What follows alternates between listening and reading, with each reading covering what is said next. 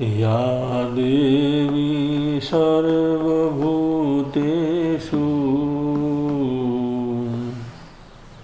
शक्तिरूपेण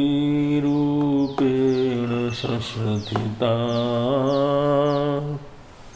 नमस्तस्मै नमस्तस्मै नमस्तस्मै नमो नमः।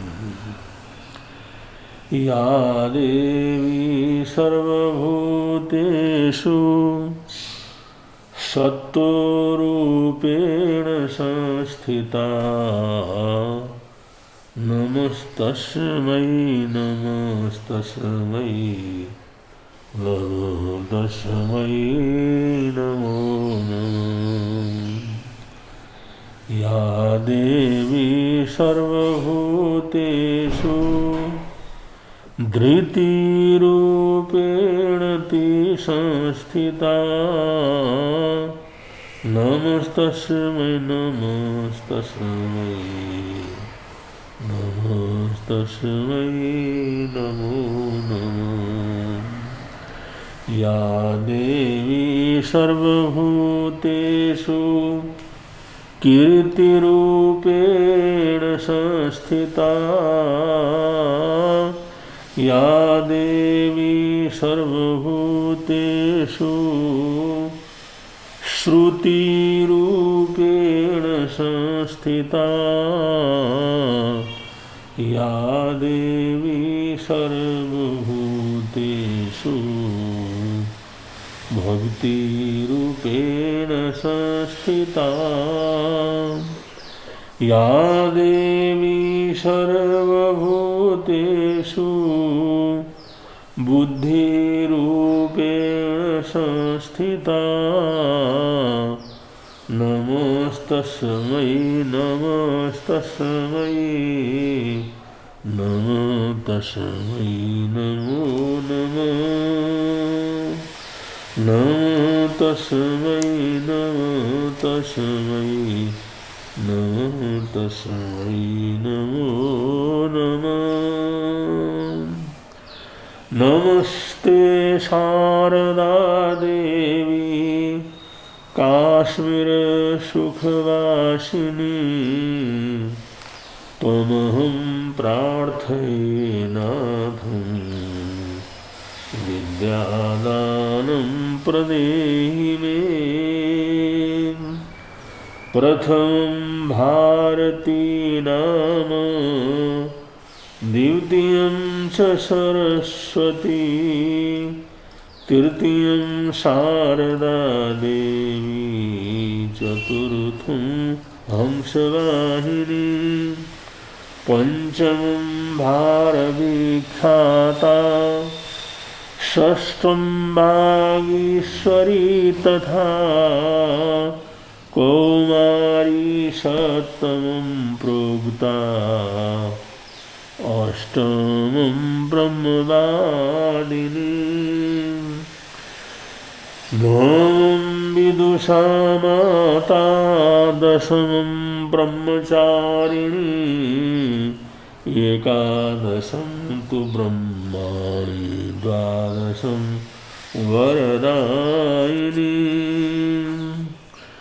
वाणी त्रयोदशं नाम भाषा चैव चतुर्दशं पंचदश सुतदेवी षोडशा गौरी निवेद्यते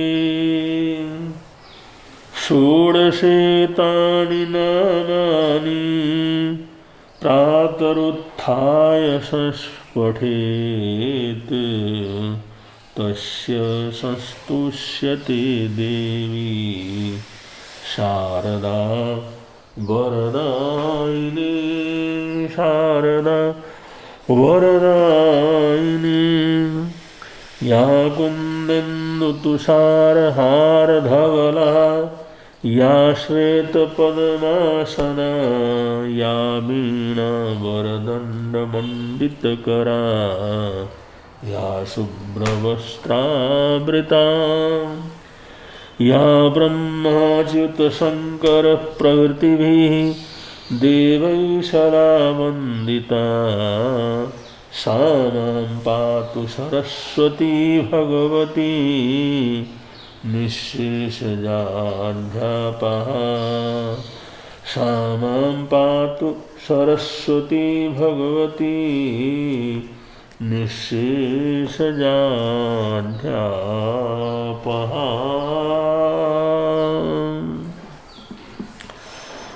नानेन जानैः भावे दंशनेन सन्धये चरित्रेण निगन्नायि तवेण परिशुद्धये।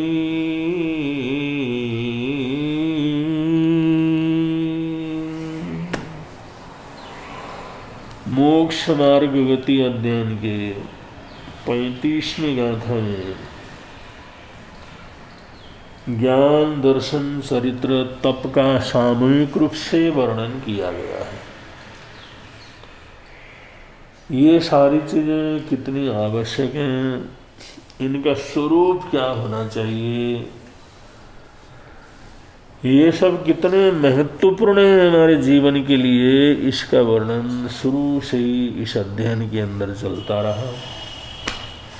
अब सारा विस्तार से उसका वर्णन करने के बाद संक्षेप में यहाँ पर शास्त्रकार इस अध्ययन का सार संक्षेप बताते हुए कहते हैं, नानेन जानै भावे, ज्ञान से भावों का पता लगता है। वस्तु का जो ज्ञान होता है, जानकारी होती है, क्या चीज़ है, कैसा है, किस तरह का है, उपयोगी है या नहीं है, ग्रहण करना चाहिए या छोड़ना चाहिए, उपादेय है या हेय है, हेय ज्ञेय उपादेय इनमें से कौन सा है, ये सब ज्ञान के अंतर्गत आता है। तो नानेन जानै भावे, ज्ञान के द्वारा वस्तु के सभी भावों को मनुष्य जानता है। साधक मनुष्य ज्ञान के द्वारा, ज्ञान के प्रकाश के द्वारा, ज्ञान के अभ्यास से वस्तु के वस्तु स्थिति भाव को, उनके जो है भूत वर्तमान भविष्य को, उसकी आवश्यकता अनावश्यकता को, उसके महत्वपूर्ण स्थिति को बहुत अच्छी तरह से समझता है और जानता है। और दंशनेन श्रद्धये, और जिसको जाना है उसके ऊपर अटूट भरोसा जो पैदा होता है उसको कहते हैं दंशनेन श्रद्धये, माने इसको दर्शन कहा जाता है। श्रद्धा जो है वो दर्शन के अंतर्गत है। कोई चीज़ हमने सुना, बहुत अच्छा सुना, लेकिन सुना, मनोरंजन हो गया, सब खत्म हो गया। उसको अगर याद रखते हैं, फिर उसका कभी प्रयोग करते हैं, एन किसी मौके के ऊपर ऐसा प्रसंग आते हैं तो उसका वहाँ पर उदाहरण प्रस्तुत करने का प्रयत्न करते हैं, जीवन में लागू करने का प्रयत्न करते हैं। ऐसा भरोसा, ऐसा विश्वास उसके ऊपर बना रहे, इसको दर्शन कह करके पुकारा जाता है। श्रद्धा के स्थान पर दर्शन, ज्ञान और दर्शन, ज्ञान के द्वारा वो सब जान लेता है और दर्शन के द्वारा उसके ऊपर भरोसा करता है। अब दर्शन के ऊपर भरोसा का मतलब, एक बड़ा अच्छा पंडित है, बहुत ही अच्छा जो है विद्वान है, सारे शास्त्रों को जानता है और बोलने में भी इतना माहिर है, भाषा के ऊपर भी उसको कंट्रोल है, और वो अहिंसा के संबंध में, दया के संबंध में, इन भारतीय परंपराओं के संबंध में, इनके उत्कृष्ट स्वरूप के संबंध में बहुत अच्छा विवेचन देता है। तो लोग बड़े प्रभावित होते हैं। तो बड़े फंक्शनों में उस पंडित को, उस बड़े विद्वान को निमंत्रण देते हैं, भाई वक्तव्य के लिए उसको बुलाया जाए। तो वक्तव्य के लिए उसको निमंत्रण दिया जाता है। तो धार्मिक भरी सभा में वो वक्तव्य देता है अहिंसा के ऊपर। अहिंसा के ऊपर ऐसा बोला, अहिंसा के ऊपर ऐसा बोला, ऐसे उदाहरण दिए, ऐसी चीज़ें, ऐसी ऐसी बात बतलाई, सुनने वाले भी झूम उठे।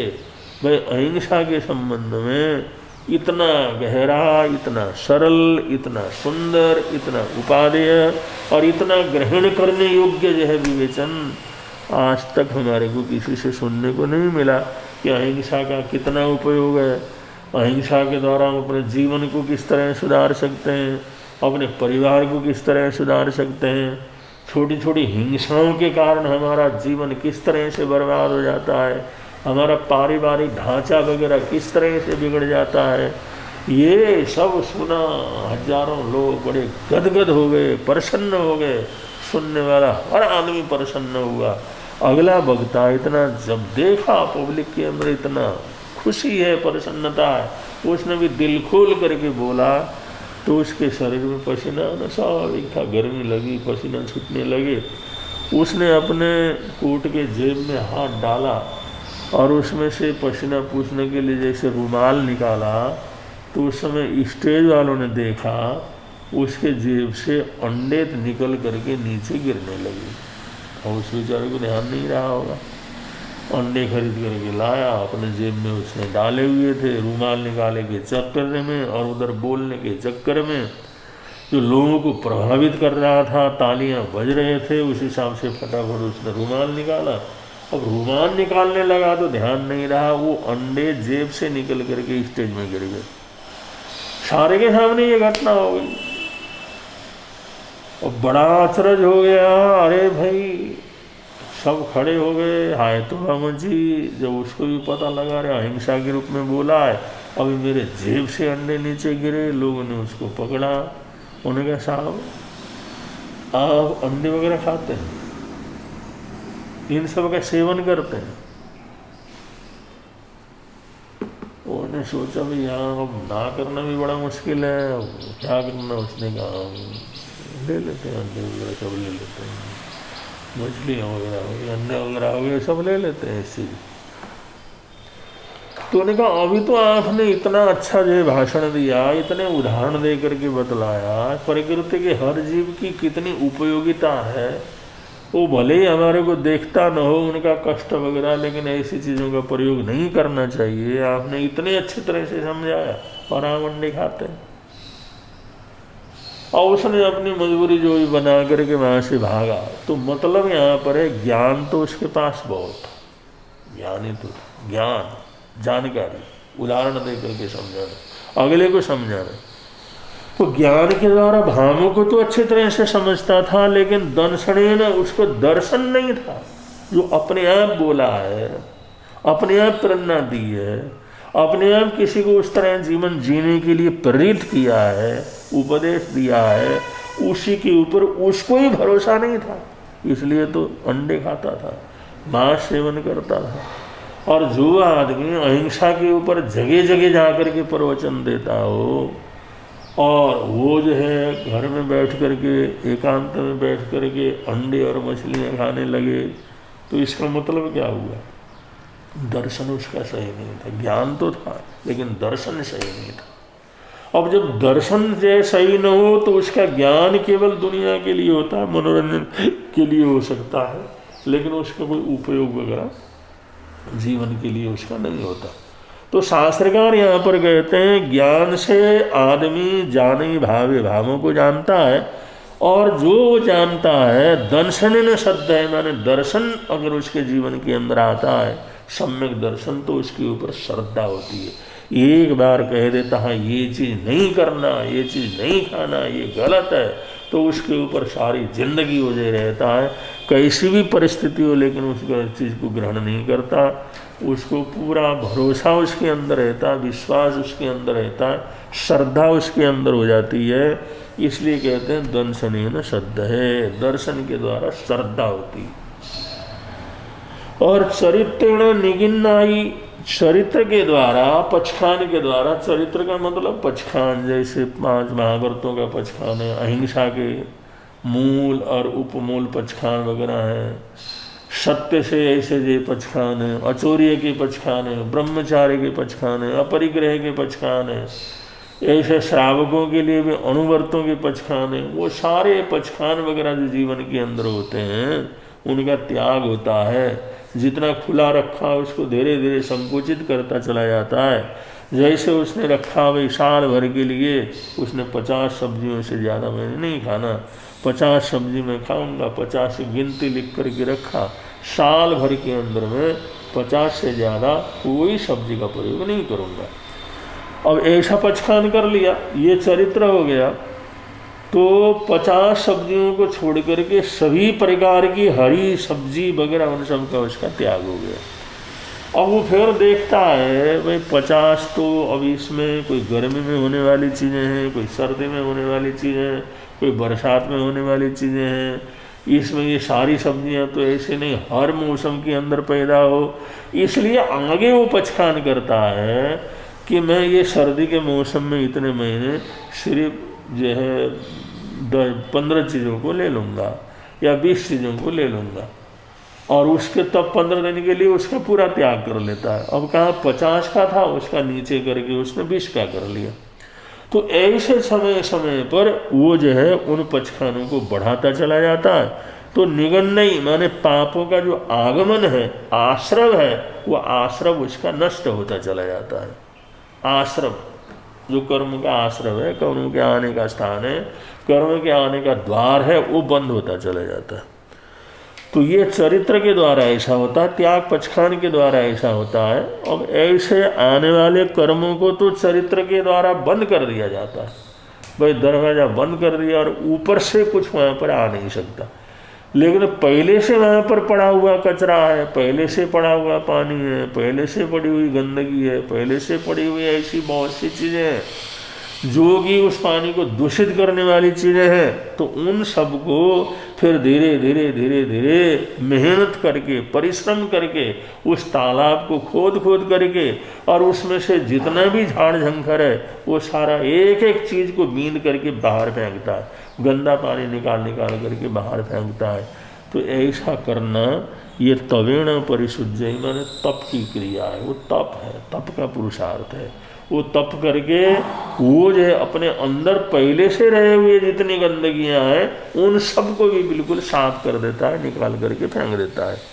तो ये जो हमारी ये हमारे जीवन की जो है प्रक्रिया है, चाहे इंसानियत का हो, सदगृहस्थ का हो, साधु का हो, श्रमणों का हो, ज्ञान से हम भावों को जानते हैं, और दर्शन के द्वारा हमने जो का उसको इतनी अच्छी तरह से जानते हैं, उसके ऊपर अटूट विश्वास भी हमारे मन के अंदर होता है, और चरित्र के द्वारा इस तरह से आने वाले सारे कर्मों को रोकने का प्रयत्न करते हैं। और पहले ही पड़े हुए जो ऐसे कर्म हैं उनको तवेण परिशुद्धि माने उनको तप के द्वारा परिशुद्धि कर देते हैं, तप के द्वारा उसको तपाते हैं, और तपा करके उसकी गंदगी जो है उस सब को बाहर निकाल देते हैं। ये तप की आराधना होती है। ऐसे ये संयम आराधना साधना जीवन के अंदर आगे बढ़ती है।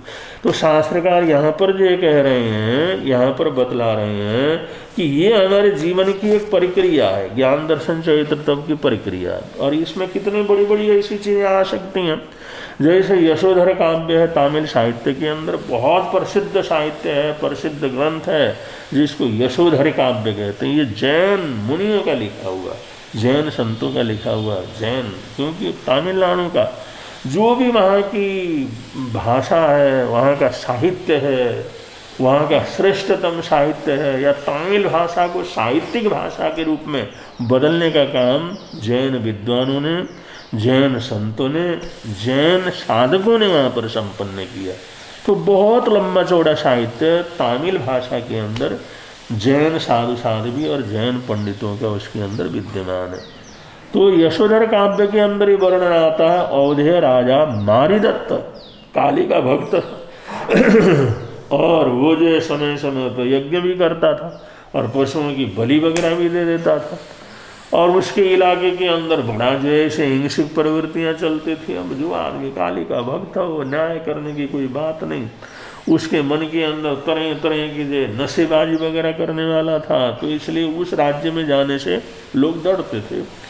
तो ये जो आचार सुव्रताचार्य विचरण करते हुए उस राज्य से बच करके, उस राज्य से बच करके उसके किनारे किनारे से होकर के आगे जो है विचरण कर रहे थे, जा रहे थे। तो उस समय उनका संघ था, आचार्य थे, उनके साथ में रहने वाले जो साधु साधुवियाँ वगैरह थीं, उनके साथ में रहने वाले श्रावक श्राविकाएँ जो यात्रा में चल रहे थे वो थे, व्यवस्था करने वाले, थोड़ा सहयोग वगैरह करने वाले वो थे। तो सुव्रताचार्य जी का संग उसमें निकल रहा था। तो सुव्रताचार्य का संग निकल रहा था तो उसमें अभयमती और अभय रुचि ये दोनों जो है युवक और युवती भी साथ में थे, क्योंकि इनको भी वैराग्य हो गया था। अच्छे घर के अंदर इन्होंने जन्म लिया था और लेकिन अब उनकी इच्छा थी भी हम संयम की आराधना करें। आचार्य सुव्रताचार्य के प्रभाव से, उनके ज्ञान से, उनके आशीर्वाद से उनको पूर्वजन का ज्ञान हो गया। तो उन्होंने ये विचार किया हमने दीक्षा लेना है। तो दीक्षा लेने की भावना से वैराग्य अवस्था में सुव्रताचार्य के पास जो है एक वैरागी अवस्था में विचरण करते हुए जा रहे थे। तो ये संग जिस समय उन्होंने पड़ाव डाला और उस पड़ाव के अंदर आचार्य संत परिवार सब वहाँ पर थे।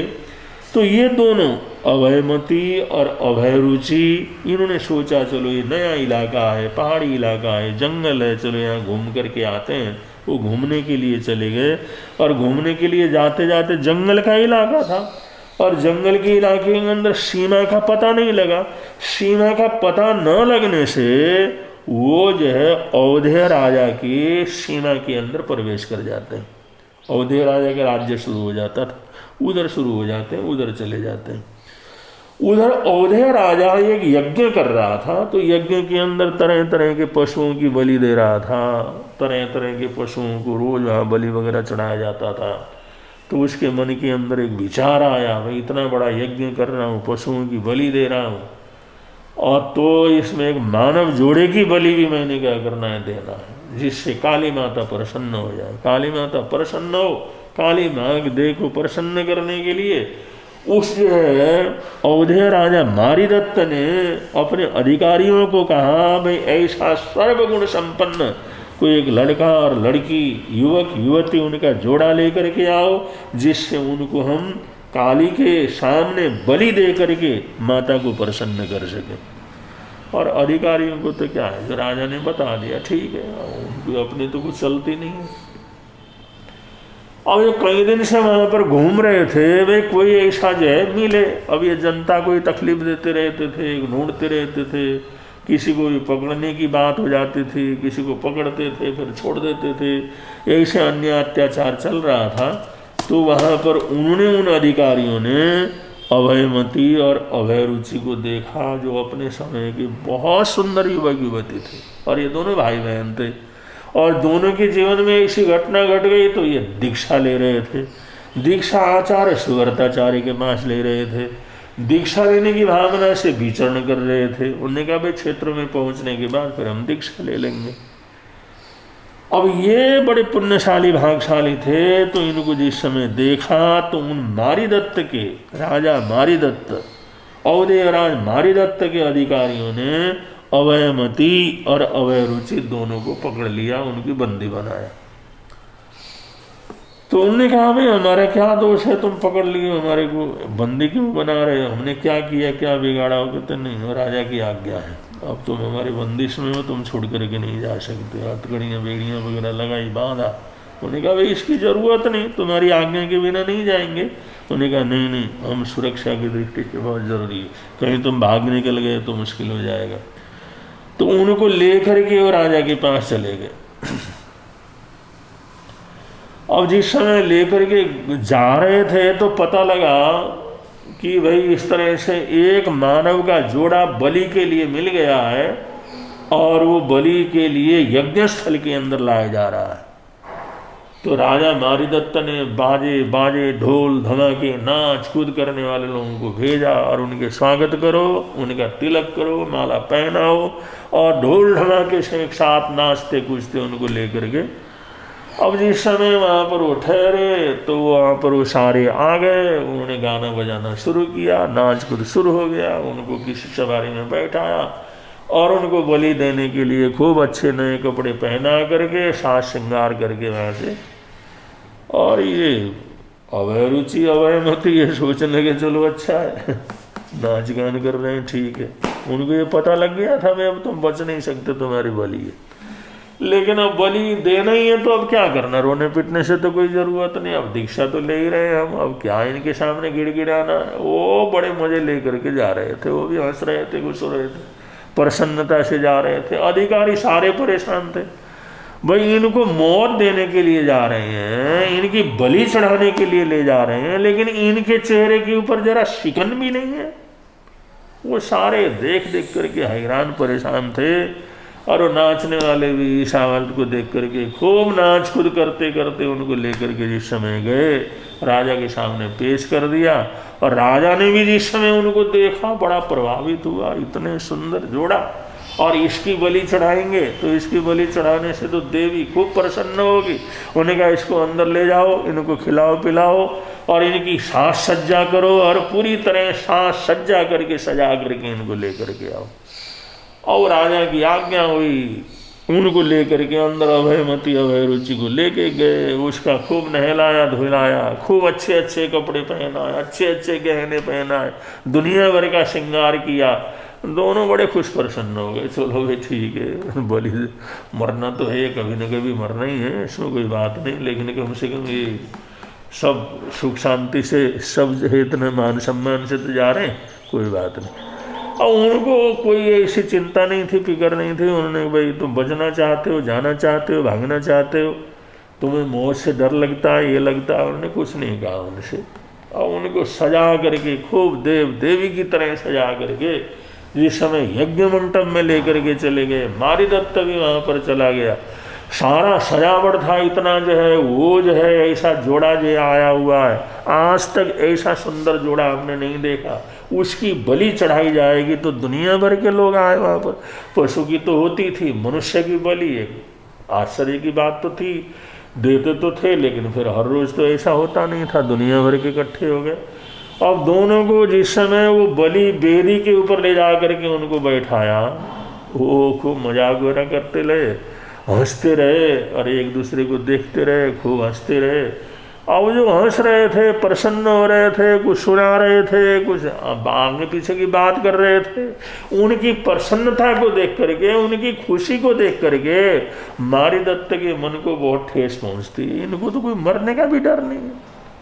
उन्होंने कहा अरे तुम भगवान का नाम ले लो, काली माता का नाम ले लो, तुम्हारी मौत आ रही है, तुम्हारी अभी हम बलि चढ़ाने वाले हैं, क्यों हंस रहे हो। तो उस समय जो अभयरुचि था उसने कहा राजा हम मौत से नहीं डरते, हमारे को मौत से क्या डरना, हम कभी जिंदगी के अंदर मौत से नहीं डरते।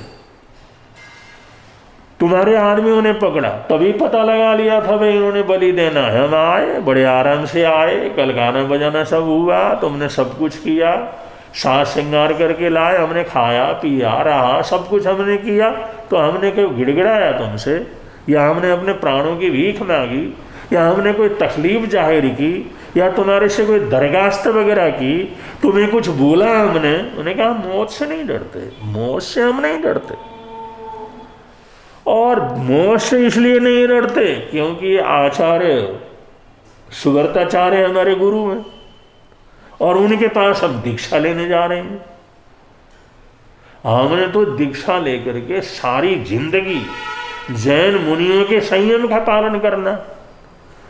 और देखो ये जो दीक्षा है ये मौत से भी बढ़ करके होता है, मरना फिर भी आसान है, लेकिन जैन मुनियों की कठिन दीक्षा पालना बड़ा कठिन काम है। इसलिए हम दीक्षा लेने का निर्णय किया हुआ है, इसलिए मृत्यु से तो हम कभी क्या करते, डरते नहीं है। तो फिर हंसते क्यों हो इतना, तुम हंसते क्यों हो मेरे को देख करके, बार बार मेरी तरफ देख करके क्यों हंसते हो।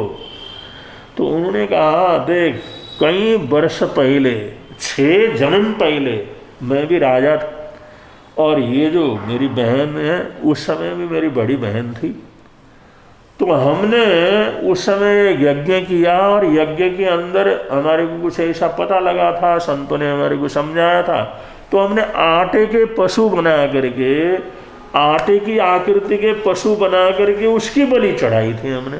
किसी जीव की नहीं चढ़ाई, किसी प्राणी की नहीं चढ़ाई, वो कुसंगत के कारण, अज्ञान के कारण, नासमझी के कारण। हमने उस समय बड़े खुश प्रसन्न होकर के आटे का मुर्गा बना करके और आटे का पशु बना करके हमने उसकी जो है बलि चढ़ाई, उसकी हत्या की। और उसकी हत्या करने का परिणाम ये हुआ 6 जन्म से हम दोनों भाई बहन अलग अलग जो है योनियों में पता नहीं कहाँ कहाँ पर भटकते रहे। और 6 जन्म भटकने के बाद ये 7वें जन्म में आज हम इकट्ठे हुए। 6 जन्म हमारे बर्बाद हो गए। जिस समय इस बात का हमारे को पता लगा तो हमने सोचा भाई अब तो हमने दीक्षा लेकर के अपने जीवन को कल्याण पथ के ऊपर ले जाना है। तो हमारे को तो वो आटे की बलि देने से हमारे को 6 जन्म तक इस तरह से बिछुड़ करके संसार के अंदर भ्रमण करना पड़ा। तो तेरे को देख करके हमारे मन के अंदर आता इसको पता नहीं कहाँ कहाँ घूमना पड़ेगा। अरे आटे की बलि दी तो हमारे 6 जन्म तक ऐसी दुर्गति हो गई। और तू जो पशुओं की बलि दे रहा है, मनुष्यों की बलि दे रहा है, तेरी पता नहीं क्या दुर्गति होगी संसार के अंदर। ये देख करके, ये बात करके, ये सोच करके हम दोनों को बड़ी हंसी क्या करती आती है कि तो कितना मूर्ख आदमी है, कितना अज्ञानी है, कितना नासमझ है। और बेमतलब की चीजों के लिए, जिस सुख को पाने के लिए हमने जो है वो आटे की बलि दी थी, उसी सुख शांति के लिए पशुओं की बलि दे करके तू जो है चाहता सुख शांति मिले। तेरी पता नहीं कितनी लंबी चौड़ी जिंदगी दुनिया के अंदर ऐसे खराब होने वाली है।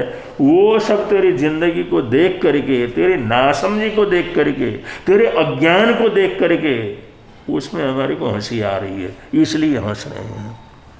अब ये सब बातें जिस समय बतला दी तो मारी दत्त ने कहा भाई इस यज्ञ को बंद करो, इस यज्ञ को बंद करो, कोई बलि वगैरह नहीं होगी। वहीं से उसका जीवन बदला और उनसे क्षमा याचना करी और उनके कहा भाई मुझे क्या करना चाहिए। और जो बड़े साधक थे वो अभी दीक्षा नहीं ली, फिर भी उनके जीवन में कितनी साधना थी। तो उन्होंने पूरी तरह से वो अवधेय राजा मारीदत्त का आमूलचूल जीवन क्या किया, बदल डाला। और जाकर के उन्होंने दीक्षा ले ली। और इधर जो है इसने भी, मारीदत्त ने भी आचार्य सुव्रताचार्य के पास जा करके वहाँ पर अपने कृत्य के लिए बड़ा क्षमा याचना की और अपने जीवन के कल्याण का रास्ता पूछा।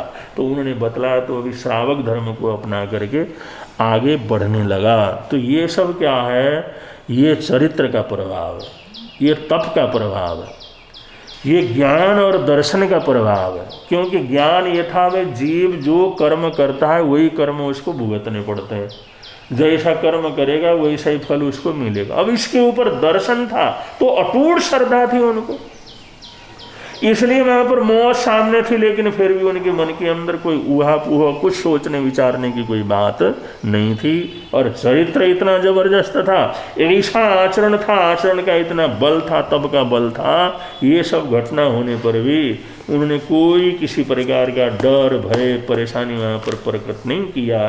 तो ये सब बल ज्ञान का बल है, दर्शन का बल है, चरित्र का बल है, तप का बल है। ये चारों ही बल हमारे जीवन के अंदर आते हैं तो ऐसे जीवन की उन्नति होती चली जाती है, जीवन का कल्याण होता चला जाता है, जीवन की समृद्धि बढ़ती चली जाती है। इन्हीं मंगल कामनाओं के साथ आज के प्रवचन को यहाँ पर विराम दे रहे हैं। बोलिए भगवान महावीर स्वामी की जय।